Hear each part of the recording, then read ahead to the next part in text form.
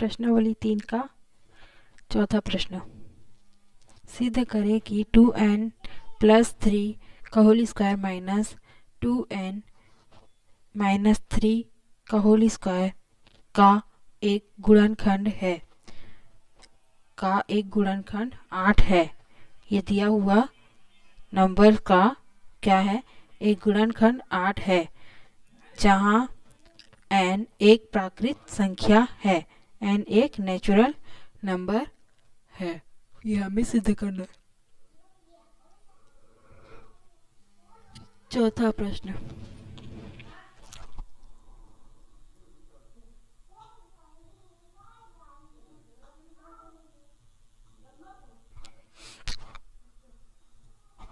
सिद्ध क्या करना है, सिद्ध करना है कि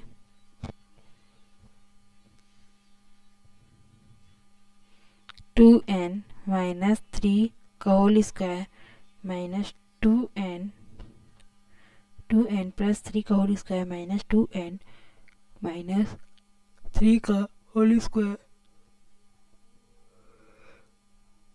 का एक गुणनखंड 8 है। ये हमें सिद्ध करना है। ठीक है। प्रश्नानुसार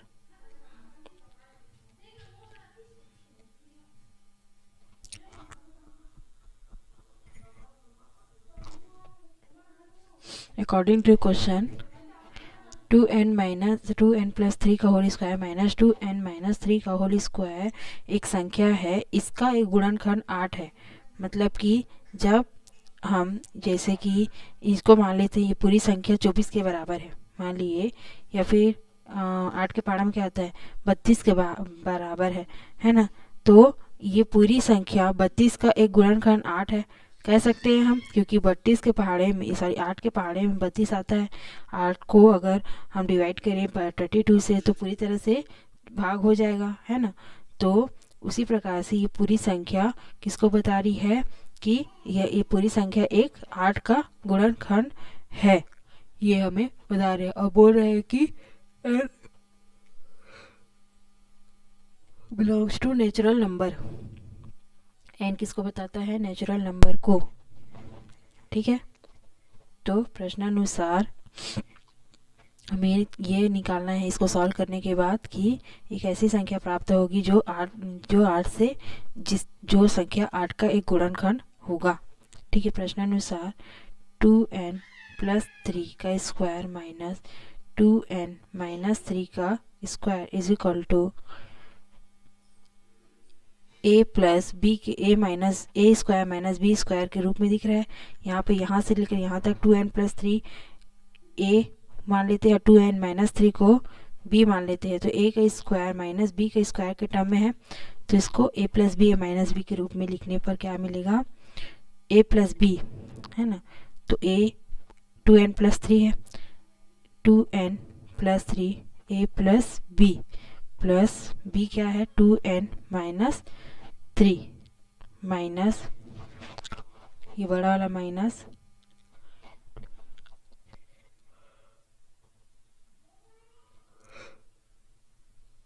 a + b a माइनस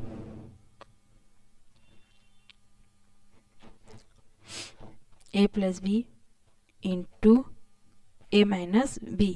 तो a क्या है 2n+3 a - b 2n+3 a - b 2n, और ये माइनस इंटू होगा एक दूसरे से, तो क्या आएगा +3। ठीक है। इसको सॉल्व करने पे क्या मिलेगा 2n + 2n 4n और -3 + 3 एक दूसरे से कैंसिल, इंटू यहाँ पे इंटू है 2n - 2n एक दूसरे से कैंसिल, और 3 और 3 ऐड होके 6, 4 × 6 = 24n। 2n+3 का होल स्क्वायर माइनस 2n - 3 का होल स्क्वायर। 24 से 8 कॉमन निकालने पे कितना मिलेगा 3n, 8 या 24, है ना। तो 24 ऐसी संख्या है जो 8 का एक गुणनखंड है ना, जिसका गुणनखंड एक संख्या जो है वो 8 है ना, का एक गुणनखंड 8 है, 24 का एक गुणनखंड 8 है ना। तो यहाँ पे कुछ और बचता तो वो क्या हो जाता, शेषफल होता, जो कि यहाँ पे नहीं आएगा। गुणनखंड तभी होगा जब वो पूरी तरह से उससे भाग चले जाएगा उस संख्या से। तो ये एक संख्या है जिसको सॉल्व करने पे हमें 24 मिला, और n एक नेचुरल नंबर है, कोई भी संख्या हो सकती है n 1 2 3 4 है ना। अगर इसको गुणा करेंगे तो हमें क्या मिलेगा, 8 एक ऐसी संख्या मिलेगी जो 24 का एक गुणनखंड होगा। यही हमें प्रूव करना था। क्या प्रूव करना था, यहाँ शेषफल बराबर 0 है, इसलिए 8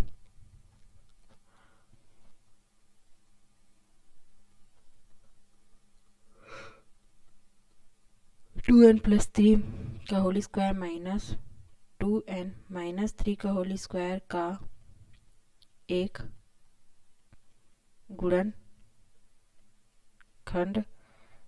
है। ठीक है, 2n - 3 का होल स्क्वायर का एक 2n + 3 का होल स्क्वायर माइनस 2n - 3 का होल स्क्वायर का एक गुणनखंड है। यहाँ पे सिद्ध हुआ, प्रूव्ड।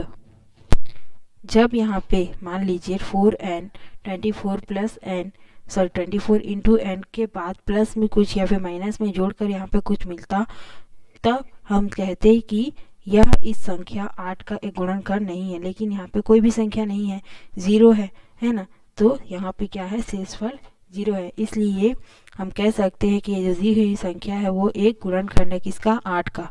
ठीक है, नेक्स्ट देखते हैं। इसके बाद 5वां प्रश्न, सिद्ध करें कि दो क्रमागत पूर्णांक संख्याओं के वर्गों के योग को 4 से विभाजित करने पर शेषफल सदैव 1 प्राप्त होता है।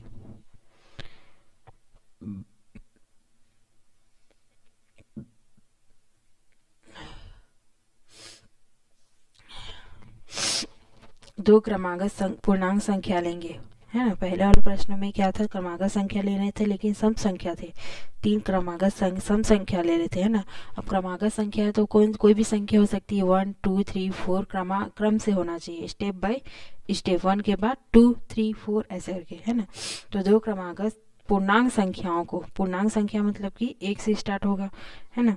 तो पूर्णांक संख्याओं के वर्गों के योग को, उनके वर्ग करने पर उनका जो योग होगा उसको 4 से विभाजित करने पर शेषफल सदैव 1 प्राप्त होता है। ये हमें सिद्ध करना है। तो पहले तो मानेंगे। 5वां प्रश्न है, माना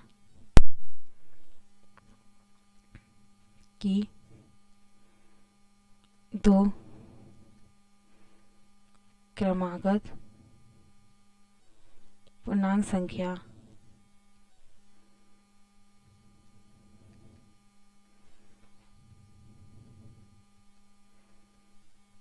n और n+1 है। मान लीजिए कि n एक है, तो एक में एक जोड़ने पर ही 2 आता है ना, एक के बाद 2 आएगा, तो n में 1 ऐड करने पे हमें क्या मिलेगा, जब n = 1 है तो n+1 मतलब 1 + 1 करने पे 2 मिलेगा, तो n+1 किसको बताएगा, 2 को, है ना। तो मान लीजिए कि दो क्रमागत पूर्णांक संख्या कौन से हैं, n और n+1 है।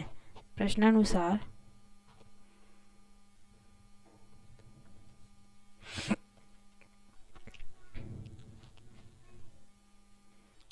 ठीक है, प्रश्नानुसार मान लेते हैं, माना a = बोल रहा है प्रश्न में कि दो क्रमागत संख्याओं का योग का वर्ग मतलब कि उनको जोड़ना भी है, उनका वर्ग करना है, n² + n+1 का स्क्वायर, दोनों संख्याओं को जोड़ना भी है और उनका वर्ग भी करना है। तो उसको a के बराबर में ले लेते हैं, है ना, कि जो संख्या आएगी दोनों को जोड़ने के बाद और वर्ग करने के बाद इसको मान लेते हैं कि वो a है, इसलिए a = n² + n+1 का होल स्क्वायर, है ना, लेते हैं।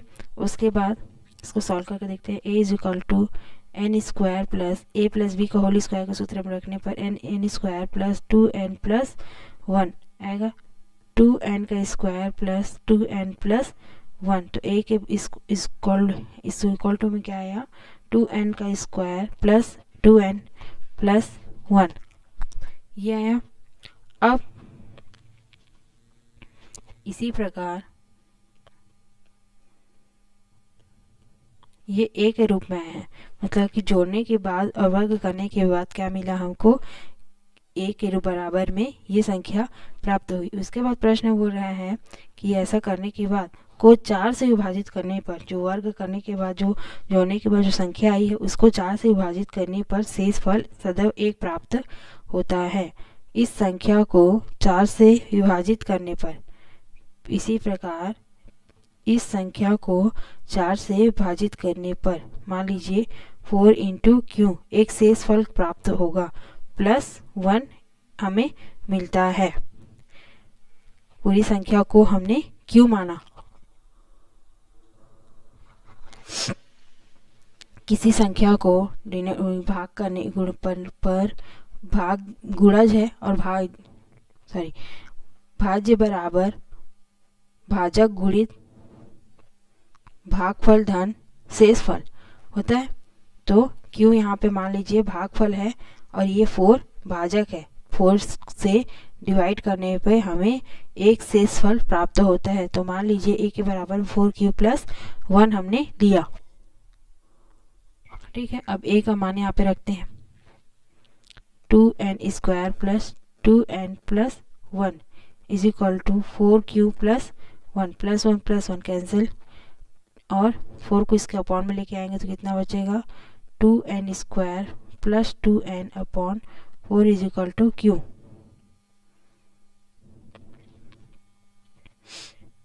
q इज इक्वल टू 2 को कॉमन लेने पे n square plus n upon 4 cancel, q is equal to n square plus n, या फिर n को भी कॉमन ले सकते हैं दोनों में से, n plus 1 n into n plus 1 upon 2। Q का इस कॉलम आया है ना, क्यू के बराबर में क्या आया, क्यू का वैल्यू कि क्यू का मान कितना होगा, n into n plus 1 upon 2।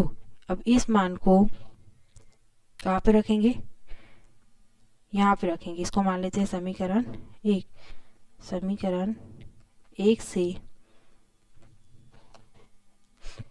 Q रखेंगे, क्योंकि ये क्यू एग्जैक्टली वैल्यू किसका है, n into n plus 1 upon 2 का है ना।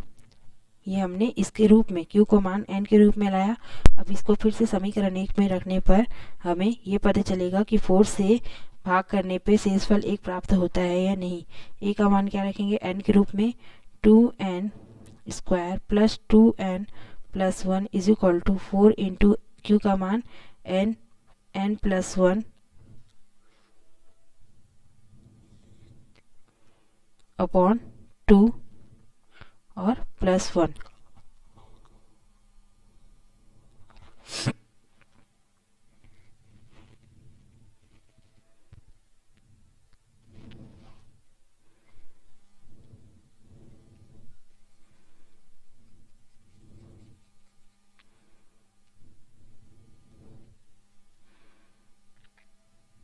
To n square plus 2n plus 1 is equal to 4 into n into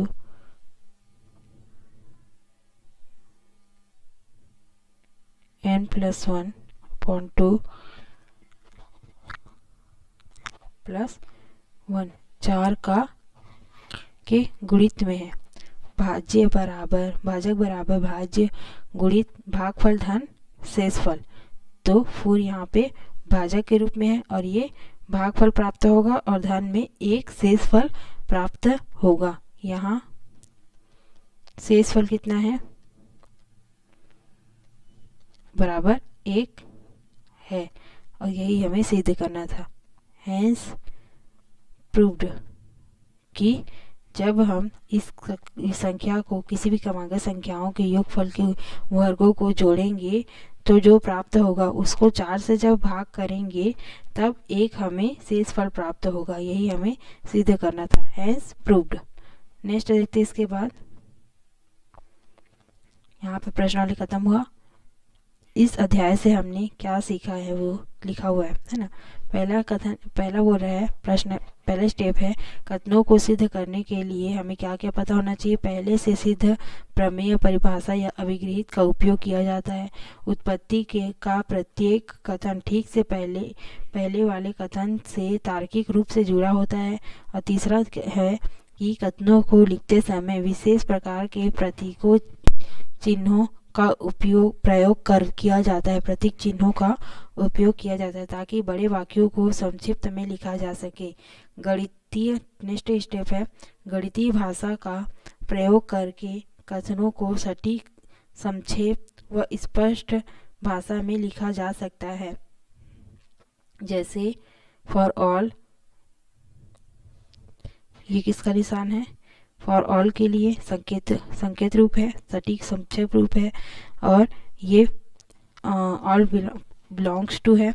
और ये सर्वांग सम के लिए उपयोग किया जाता है ना।